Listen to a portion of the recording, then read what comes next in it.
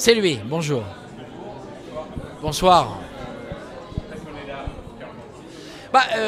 J'aime beaucoup l'Institut Rachmaninov, c'est un des plus beaux endroits de Paris.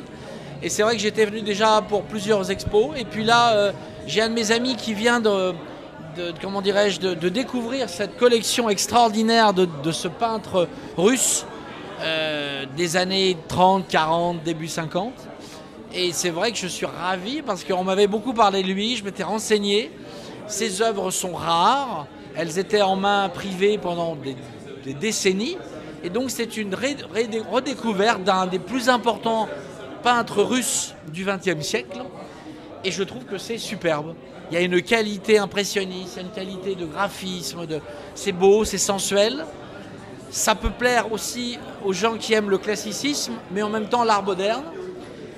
C'est vraiment un coup de maître d'avoir réussi à assembler autant d'œuvres de cet artiste dans un lieu. Ouais, franchement, je suis ravi et j'espère que ces œuvres trouveront une nouvelle vie et seront exposées à nouveau. J'ai beaucoup aimé celui-ci justement, il y a un côté très Monet, très sensuel.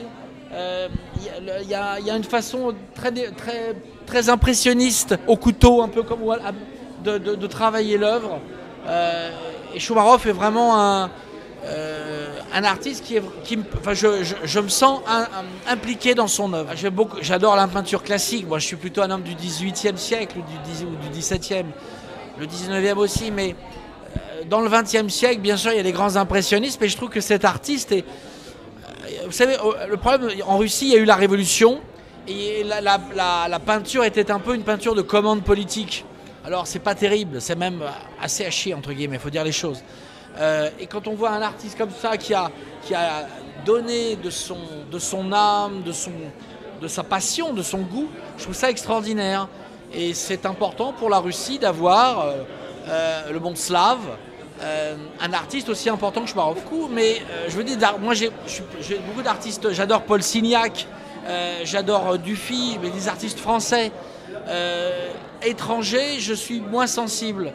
Et là, c'est vrai que, honnêtement, je dirais pas que c'est le seul, mais c'est un coup de cœur que j'ai eu quand notre ami m'a montré la collection il y a quelques semaines.